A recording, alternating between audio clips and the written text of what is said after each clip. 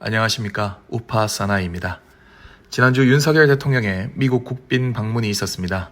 그리고 국빈 방문 이후에 많은 것들이 바뀌고 있고 이번 주에는 일본 기시다 총리 부부가 대한민국을 방문할 예정입니다.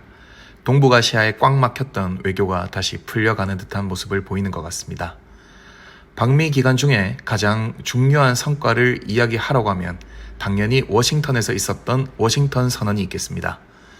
중국과 북한의 언론에서는 한국의 완벽한 친미 노선에 대해 일제히 비난의 목소리가 나오고 있는데요. 이런 비난의 목소리를 들으니 역시 윤석열 정부가 제대로 하고 있고 좋은 성과가 있었던 건 사실인 것 같습니다. 과거 문재인 시절 미국에 가는 이유라곤 북한 제재 해제 하나밖에 없던 사람들과는 정말 다른 국빈 방문이었습니다. 문재인 시절엔 사실 국빈 방문을 한 적도 없습니다. 아니 국빈 방문을 한 적이 없을 뿐더러 정상회담을 2분 만에 끝내고 나와 정말 충격이었는데요. 하지만 이번 윤 대통령의 국빈 방문은 워싱턴 선언 외에도 다양한 기업의 투자 유치 등 많은 성과가 있었습니다. 일예로 넷플릭스가 대한민국에 투자를 하기로 했었죠. 민주당의 정청래, 양이원영의 헛소리가 있었습니다. 한국이 미국 넷플릭스에 투자를 한 것이라는 가짜뉴스를 퍼뜨렸다가 바로 글을 내린 적이 있었는데요. 이것은 사실이 아닙니다. 미국에 있는 넷플릭스가 한국에 투자를 하는 것입니다. 4년 동안. 정확하게 기억해 주시면 좋을 것 같고요. 한국이 미국에 투자를 하는 것이 아니라 미국의 넷플릭스가 한국에 투자를 하는 것입니다. 또한 오늘 가장 중요한 주제인 워싱턴 선언이 있었습니다. 워싱턴 선언에 대해서 자세히 알아보겠습니다. 북한은 단 한 번도 핵무기를 포기한 적이 없습니다. 이번 워싱턴 선언의 가장 큰 포인트는 북한에 대한 핵 보복을 정확하게 선언한 것이라고 생각하면 될 것 같습니다. 이제 북한이 핵무기를 사용하면 한미는 핵무기를 이용해 보복한다. 한마디로 북한을 지구상에서 지워버리겠다라고 선언한 것입니다.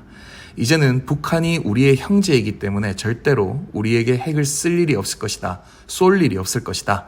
북한은 우리가 아니라 일본과 미국에게 쏘기 위해 핵을 개발하는 것이기 때문에 앞으로 한국과 북한이 통일하게 될 텐데 핵무기 하나 정도 가지고 있는 게 좋지 않냐라는 이런 개소리가 아니라는 겁니다. 이제는 북한이 언제든지 핵을 사용할 수 있고 그 사용을 전제로 북한의 핵을 사용 못하게 만들겠다. 이런 방법을 찾아 나가겠다라는 것이 이번 워싱턴 선언의 패러다임의 전환이라고 볼 수 있겠습니다. 북한은 그동안 항상 남조선을 불바다를 만들어버리겠다라고 이야기를 하고 미사일을 계속 쏘고 있었습니다. 그런 미사일을 미사일이라 부르지 못했던 문재인 시절에는 발사체라는 태어나서 처음 들어보는 단어를 모든 언론에게 강요하며 정부가 마치 북한을 옹호하기 위해 정말 최선을 다하는 모습을 보여줬었습니다. 지금의 대한민국 정부에게는 더 이상 그런 모습은 못 볼 것이다. 사라졌다라고 보면 좋을 것 같습니다. 한미 양국은 핵무기에 대한 양자 협의기구인 NCG를 설치하고 전문가들이 가장 강력한 핵무기 공유 정책이라 하는 나토처럼 직접 핵무기를 한반도에 배치하는 것은 아닙니다. 하지만 이제 미국과 핵무기 양자 협의기구를 통해 유사시에 핵무기 사용에 대한 일정 부분의 의견을 피력할 수 있다는 점 자체가 한반도 핵무기 역사상 큰 패러다임의 전환이라고 볼 수 있겠습니다. 미국이 이런 핵을 공유하는 협의체를 가지는 건 세계에서 나토 다음 두 번째라고 볼 수 있고요. 미국과 일본의 동맹에서도 아직 이루어지지 않은 엄청난 성과라고 볼 수 있겠습니다. 나토 같은 경우에는 여러 국가가 포함되어 있는 다자 협의체라고 보면 되겠고요. 이번에 워싱턴 선언에서 나온 NCG 같은 경우 양자 협의체입니다. 두 번째 내용으로는 이제 미국의 핵무기 탑재가 가능한 핵심 전력 자산이 상시 한반도 주변에 배치를 하겠다라는 점입니다.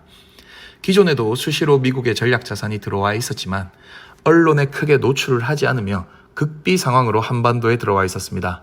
하지만 이번 선언을 통해 한반도의 전개를 명문화하며 점진적으로 가시성 증대라는 표현을 통해 앞으로는 극비가 아닌 공개적으로 전략 자산을 한반도에 배치하겠다라는 점을 이번 선언에 포함되었다라고 보면 될 것 같습니다. 전략 자산이라 하면 항공모함, 스텔스기, 핵 잠수함 등 북한이 사진만 그리고 글자만 봐도 무서워할 만한 미국의 우수한 자산이 되겠고 이제 대한민국 영토 어디에도 나타나서 그 용맹함을 보여줄 수 있다는 점도 이번 워싱턴 선언의 큰 성과라고 볼 수 있겠습니다. 실제로 북한은 미국의 전투기나 스텔스기가 대한민국 근처에만 와도 벌벌 떤다라는 이야기가 나오고 있는데요. 사실 지들은 맨날 미사일을 바다에 쏘아대는데도 이렇게 난리 부르스를 치는 거 보면 참 이 정책이 얼마나 좋은 정책인지 알 수 있는 대목인 것 같습니다. 자, 정리하자면 그동안 문재인 정부에서 보여줬던 평화 쇼맨십, 말로만 하는 평화, 나만 일방적으로 평화를 위해 희생하는 평화가 아닌 정말 힘에 의한 파워에 의한 너 나 때리면 나도 정말 제대로 너 한 방 때릴 거야 라는 아주 학창시절 때부터 우리가 기본적으로 모든 인간관계, 나라와 나라 사이에서 통하는 상식적인 접근을 통해 강한 힘으로 다른 국가가 함부로 우리를 공격할 엄두조차 못하게 하는 힘에 의한 평화의 첫걸음이다 라고 생각하시면 될 것 같습니다. 자, 이렇게 힘에 의한 전쟁 억제력, 정말 상식적이고 너무나 당연한 이런 정부의 외교 정책이 시작되자 일부 언론, 당연히 저쪽 언론이겠죠. 그리고 민주당에서 벌써 빽빽거리면서 미치광이처럼 발광하는 모습을 보아하니 역시나 이번 방미 성과가 제대로 나오고 있는 것 같습니다. 북한은 역사적으로 핵을 한반도 그리고 동북아시아의 상황을 복잡하게 만드는 데 사용해왔습니다. 북한의 생각은 항상 이랬습니다. 미국아, 너희 때릴 생각 없으니 제발 한국만 포기해줘.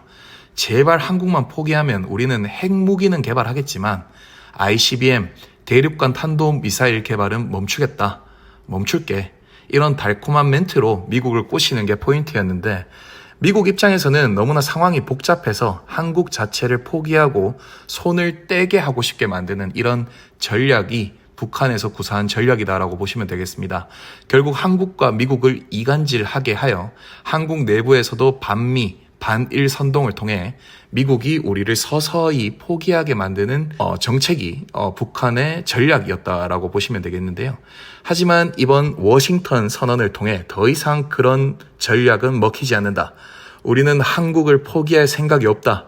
너희가 한국에게 핵을 쏘면 우리는 반드시 미국의 핵무기를 통해 너희를 지구상에서 없애버릴 것이다 라는 것을 명시화했다고 생각하시면 되겠습니다. 일각에서는 한국 안에 핵을 들여오지 못해 실패한 선언이다 이런 이야기를 하는 사람들이 있는데요.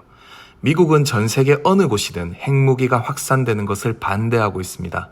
이런 미국이 이런 선언을 했다는 것, 그 첫 시작에 의의를 가질 필요가 있다는 것입니다.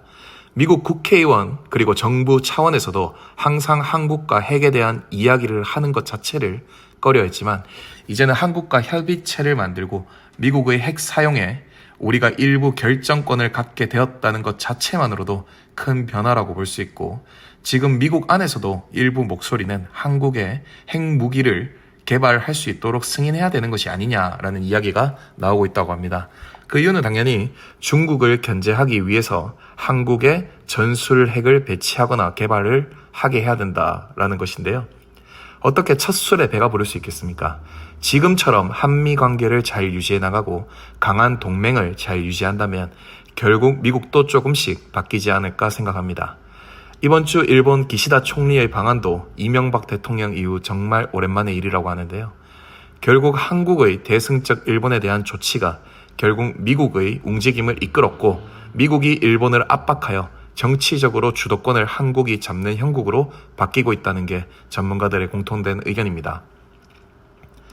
기시다 총리의 방한 이후 G7 정상회담에서 한미일 정상회담을 진행하고 이후에 한중일 정상회담까지 진행을 추진하고 있다고 합니다. 문재인 시절 멈추었던 한중일 정상회담까지 다시 진행된다면 정말 한국의 외교가 몇 년 만에 정상화되는 것인지 이 또한 감격하지 않을 수가 없는 것 같습니다. 현 정부가 하는 모든 일이 잘하는 것은 아니지만 우리 모두 상식과 이성이 있는 지성인으로서 잘하는 부분에 대해서는 정말 잘했다고 못하는 부분은 이렇게 하면 좋겠다라는 이야기를 할 수 있어야 이 대한민국, 우리의 조국이 발전할 수 있을 것이라 생각합니다. 오늘 또 긴 이야기 들어주셔서 감사합니다. 우파 사나이였습니다. 감사합니다.